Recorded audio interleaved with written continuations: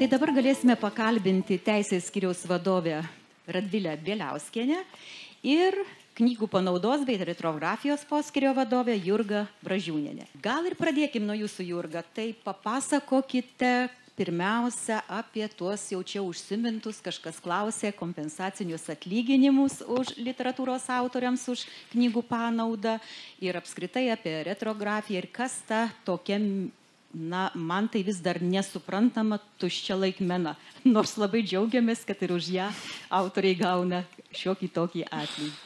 Ačiū, Birutė. Tai sveiki visi. Turbūt apie knygų panaudą bibliotekose jau daugelis iš jūsų žino ir gauna kompensacinį atlyginimą už tai, bet norėčiau dar trumpai papasakot, kaip veikia ši schema. Tai sumą kompensacinio atlyginimo išmokėjimui kasmet skiria Kultūros ministerija. Ir tas atlyginimas yra išmokamas kartą metuose, o jo dydis priklauso kiekvienam autoriui nuo to, kiek kartų yra jo knyga paimama skaityti bibliotekose. Tai yra panauda skaičiuojama pagal knygos išduoties kartus. Na, o autoriai, kurie nori gauti tą kompensacinį atlyginimą, jie turi užpildyti paraiškų formas, kurias gali rasti mūsų internetiniam puslapį ir ta paraiškos forma yra labai elementari, kur jūs turit nurodyti visus knygos duomenis. Tai yra autorius, vertėjas, bendraautoriai, knygų dailininkai, iliustruotojai. Tai būtent ir teisė už knygų panaudą turi būtent knygų autoriai, tai yra grožinės literatūros, mokslinės literatūros autoriai, vertėjai, knygų dailininkai ir iliustruotojai. Na, o visą informaciją apie knygų panaudą, apie tai, kiek kartų kiekvieno autoriaus knyga buvo išduota skaityti, mes gauname iš Mažvydo bibliotekos, kuri surenka visą tą informaciją iš 74 Lietuvos apskričių, viešųjų bibliotekų ir Mažvydo bibliotekos. Ir remiantis tais duomenimis mes žinome, kiek kartų kiekviena knyga buvo išduota skaityti. Mes kiekvienais metais sudarome populiariausių autorių ir knygų dešimtukus. Tai pavyzdžiui, kiekvienais metais mes gauname maždaug apie 1500 naujų paraiškų. O praėjusiais metais knygų panaudoje paskirstime dalyvavo apie 2000 autorių.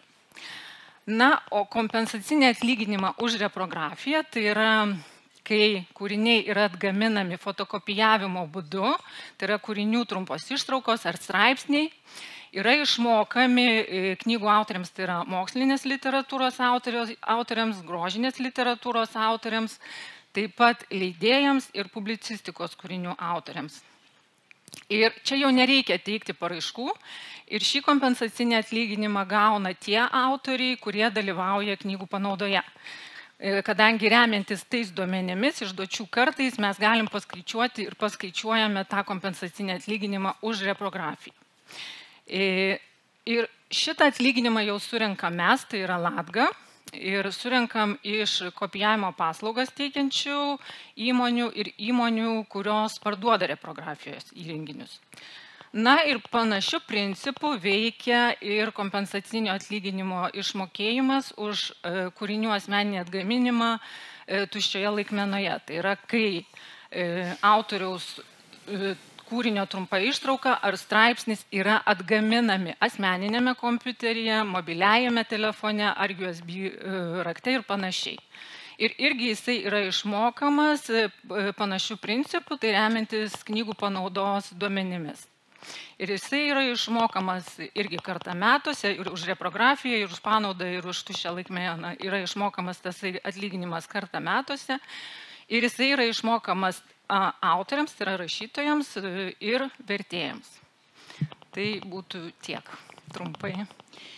Mes jau truputėlį apie tai kalbėjom, bet gal reikėtų dar užtvirtinti šitą mintį. Tai kas gali pas jūs registruoti kūrinius? Ar gali ir leidėjas, ar tik pats autorius? Ne, paraiškas pildo tik patys autoriai.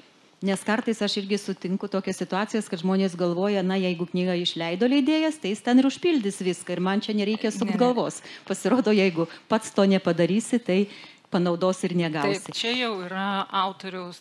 O dabar dar toks dalykas. Sakykim, knyga išėjo pernai, tarkim, gruodžio 1, aš atsipeikėjau ir užregistravau ją tik tai vakar. Tai ar aš panaudą gausiu tik tai nuo dabar pradės man skaičiuoti, ar vis dėlto nuo tada, kai jinai atsirado bibliotekoje jau atgalinė data? Ne, atgalinė data atlyginimas nėra mokamas. Kai jūs užregistravote, tai atlyginimas mokamas už vienus praėjusius metus. Bet nesvarbu, kada jūsų knyga buvo išleista. Ji gali būti išleista ir prieš 10 metų, ta prasme, kad jūs turite suregistruoti visas knygas, kurios yra išėjusios, nesvarbu kuriais metais, ir sumokama nuo tos datos už vienus praėjusius metus. Tai kitaip tariant, jeigu aš gruodžio 1 jinai pasirodė bibliotekoje, kažkas ją paėmė, tai jau... Taip. Nors dabar aš užpildysiu paraišką, tai man už tą gruodį jau bus priskaičiuota. Taip, už vienus taip praėjusius metus. Supratau. O dar sakykit, kaip su ta, reiškia, panauda yra, kai kasmet reikia registruoti, ar vieną kartą ar kas nors užregistravo už mane tą knygą ir jau viskas, aš jau rami visam gyvenimui. Taip, tik vieną kartą registruojate savo kūrinį, nebent išeina naujas leidimas, tada žinoma vėl, ne tai, kad vėl, bet iš naujo užregistruoja tą kūrinį. Ai, tai reiškia, jeigu antras ar trečias leidimas, jis turi kitą ISBN numerį, tai būtina man perregistruoti iš naujo. Nes ir registruojant knygą, paraiškos formoje reikia nurodyti ISBN numeris, kas tai yra unikalus knygos identifikacinis numeris.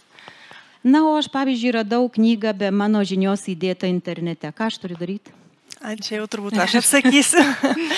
Tai turbūt dažnai tai būna, tai pirmiausia reikėtų pasižiūrėti, koks tas internetinis puslapis, ar jisai yra, nežinau, legalus, visiems žinomas, kaip pavyzdžiui, nežinau, audio knygos LT ir panašiai, ar ne, kur pačios leidyklos suteikia teisę įdėti tą knygą skaitmeniniu formatu internete ir ją parsisiųsti skaitytojams. Tai jeigu nustatome, kad tai yra puslapis legalus, geras, tinkamas, pasišnekame su leidykla, leidykla patvirtina, kad taip viskas yra tvarkoje, tai tuomet priklauso nuo to, kokia buvo jūsų sutartis su leidykla, nuo tos knygos skaitimo internete jums priklauso autorinis atlyginimas pagal sutartį ar ne.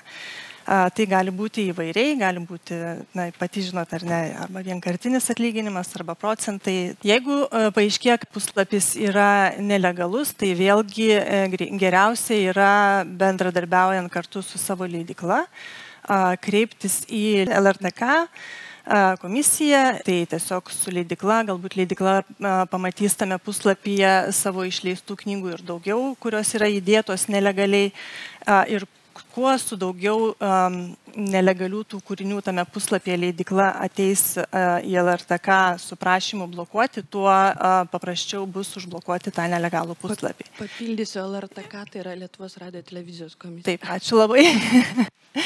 Ir aš išsitraukiau statistiką, per pastaruosius 3 metus buvo užblokuoti nelegalūs arti 40 puslapių, kurie skelbė neteisėtai atgamintas knygas.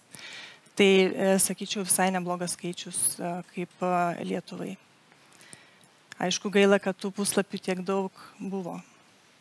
Tai turbūt dabar dar gal jūs, Radvilė, paprašysiu tiesiog vos ne punktais išvardyti tuos esminius dalykus, į kuriuos turėtų atkreipti kiekvienas autorius pasirašinėdamas sutartį. Ir Latga be abejo turi tą vadinamą standartinę, bet aš jau čia be ironijos sakau, o gerąją standartinę sutartį, kurią galima būtų remtis kiekvienam autoriui, einant pasirašinėti su užsakovu jos. Bet dėl tie pagrindiniai punktai, kad neišimtinė teisė, jūs geriau žinot, kad vienam tiražui, ne visiems įmanomiem tiražam, metų skaičius, tiražo skaičius ir panašiai. Taip, tos turbūt daugelis rašytojų yra girdėję bendraujant su leidyklomis, ypatingai pačioj savo rašymo karjeros pradžioj, kad leidykla duoda sutartį, sako, čia yra standartinė sutartis, visi pasirašo, jūs pasirašykit, viskas bus gerai, o ten būna prirašyta daug visokių labai negerų dalykų. Tai tokios reikia suprasti, kad visas sutartis jūs skaitote ir jeigu jums netinka kažkas tose sutartyse, jūs turite aiškiai pasakyti ir nesutikti su tais punktais, persiderėti, kad jie būtų teisingi. O į ką atkreipti dėmesį, tai be abejo į tai, kokios teisės yra įvardintos sutartyje, nes labai dažnai gali būti įrašyta, kad autorius perduoda visas autoriaus teises. Tai taip yra neteisinga, leidyklai visų teisų tikrai nereikia. Leidyklai reikia teisės atgaminti kūrinį popieriuje, jeigu leidžiama popieriuje, atgaminti audio būdu, jeigu leidžiama audio knyga, atgaminti skaitmeniniu būdu, jeigu yra leidžiama skaitmeninė knyga. Teisė išleisti tam tikrų tiražų, sutartų, tiražas turi būti numatytas, labai aiškiai įrašytas sutartyje ir tiesiog platinti. Daugiau kitų teisių leidyklai nereikia. Ir tai atkreipti dėmesį į teisų suteikimo apimtį, tada teisų suteikimo laikotarpis, ar ne, vėlgi gali būti ir dažnai būna įrašyta, kad autorius suteikia teises visam autorių teisų galiojimo laikotarpį. Tai jeigu atsiminsit, Justina sakė, kad teisės galioja nuo kūrinio sukūrimo momento visą autoriaus gyvenimą ir 70 metų po autoriaus mirties. Tai jeigu taip skaičiuojant, tai gali būti tikrai labai ilgas laiko tarpas, ar ne? Tai ar leidyklai tikrai reikia 100 metų teisų? Na, tikrai nereikia, ar ne? Knyga aktuali galbūt 5 metus, 10 metų, po 5 metų galima persitarti papildomam laikotarpį, bet dažniausiai tikriausiai tas teisingiausias laikas ir yra 5 metai licenzijos suteikimo išleisti knygą. Na ir be abejo, autorinis atlyginimas, ar tai yra vienkartinė suma, ar tai yra pardavimai, procentai nuo pardavimų, tai vėlgi, jeigu numatyti procentai nuo pardavimų, tai tuomet turi būti įrašyta, kad leidykla privalo teikti ataskaitas, kad jūs matytumėt, kiek parduota, už kiek parduota ir kiek jums priklauso nuo to. Tai šitie esminiai tokie momentai. Ir dar turbūt svarbu, kad neperduot teisių, kad leidėjas ar užsakovas neturėtų teisės perduot teisių tretiesiems asmenims. Tretiesiems asmenims, taip. Be abejo, jeigu yra sutariama, kad galima perduoti teises tretiesiems asmenims, tai tada autoriui turėtų būti vėlgi numatyta, kad teikiama informacija, kas yra tas trečiasis asmuo ir vėlgi kaip tas trečiasis asmuo naudoja ir kokius atlyginimo dalis autoriui priklauso nuo to trečiojo asmens panaudojimo. Tai visa tai ir turėtų būti sutartyje. O jeigu to nėra, tai reikalauti, kad būtų įrašyta. Ir suteikia teisę skaitytojui ją užsisakyti ir skaityti. Šiai dienai už knygų panaudą, elektroninių knygų skaitimą, knygų panaudos kompensacinis atlyginimas nėra mokamas. Ir įstatyme numatyta, kad tik tai už popierinių knygų skaitimą jisai yra mokamas. Tai tiesiog nereikėtų net registruoti. Taip, jūs neturėtumėt, atsiprašau, registruoti ir net Mažvydo biblioteka kol kas negali paskaičiuoti, kiek buvo išduota elektroninių knygų. Jie dar kol kas neturi tokių. Ten yra 3 punktai viešam skaitimui, ten viešam atsisiuntimui, ar tik tai skaitytojui, tos bibliotekos skaitytojui. Ten yra 3 punktai, kaip galima skaityti tą knygą elektroninę. Bet kokiu atveju panauda už tai nėra mokama, nei už vieną iš tų būdų. Ir jeigu, pavyzdžiui, autorius Radikaliai LT yra nusiuntęs nemažai tų elektroninių knygų, na ir nemokamai praktiškai. Kokia čia yra platforma? Čia toks buvo portalas. Tai yra... Radikaliai LT, taip. Tai jeigu... Tai yra, jeigu jūs tenai norite, kad jūsų knygos būtų... Ne, ten yra, tos knygos yra nusiustos, jos yra ir skaitytojas atsidaro. Ar tai yra legalus portalas? Taip, tai yra labai legalus. Tai vėlgi priklauso nuo to, ar su autoriumi yra susitarta dėl autorinio atlyginimo, ar ne autorius. Ne, tiesiog nusiunta ir viskas. Tai, na ir viskas tada. Ir pavyzdžiui, jeigu jis dar išleido užsienyje Amazon.com knygas savo lėšomis, ir po to ten, kad gautų kažkokį honorarą, ten pasakė, kad tu perleisk savo autorinės sutarties pažįstamam lietuviui, kuris turi bankė sąskaitą, nes... Nežinau, su kuo jūs bendraujate. Ne. Tai kitaip tu negausi jokių honorarų, nes neturi banko tenai, neturi banko sąskaitos Anglijoje, pavyzdžiui. gyvenam 21 amžiuje, iš bet kurios šalies galima pervesti. Tai čia Čia turbūt ne tame esmė yra. Esmė, na, jeigu jūs leidžiat savarankiškai, tai na, turbūt vis tiek yra kažkokios Amazon leidybos taisyklės, ar ne, ir jose yra parašyta, kas autoriui iš to, ar kažkokia papildoma nauda eina, ar ne. Tai svarbiausia, kad laiškai tebeplaukia ir nori visą laiką ten turėti kontaktų su juo ir matyti gauti pinigėlių. Aš norėjau paklausti, ar ta teisė gauti kompensacinį atlyginimą už knygų panaudą riboja kažkiek sutarties taisyklės? Tai yra, jeigu aš perleidžiu ten 5 metams leidėjui teisę naudotis mano vertimu, ar nepriklauso čia vienas nuo kito? Šiaip tai nepriklauso, bet sutartyse tikrai esu mačius, kad labai dažnai leidyklos įrašo, kad perduoda viską ir teisę teikti panaudą ir panašiai. Tai tokį punktą reikėtų išbraukti. Nors realiai, net jeigu jis yra įrašytas, tai ta panauda leidyklai negali eiti, ta panauda visą laiką priklauso tik tai autoriui. Supratau. Ir dar norėjau paklausti, ar konkrečiai įstatymai ir kažkokie teisės aktai riboja leidėjo, nežinau, norus, galimybės ten prašyti ten 5 metam ar neribotam laikui? Nėra tokio. Ir ar yra planuojami kažkokie pokyčiai, ar jie tiesiog neįmanomi įgyvendinti? Ne, tai yra autoriaus ir kūrinio naudotojų susitarimo reikalas. Taip. Nes vienais atvejais galbūt, nežinau, autorinis atlyginimas yra toks geras siūlomas, kad visai apsimoka 20 metų perduoti teises, ar ne. Tai įstatymai sureguliuoti to nebūtų tikslinga. Supratau, ačiū. Ar yra kažkokia sistema gauti atlyginimą už panaudą iš užsienio šalių, tarkim, lietuvių autoriaus kūrinys buvo išleistas Latvijoje, ar jis už tai gali kažką gauti?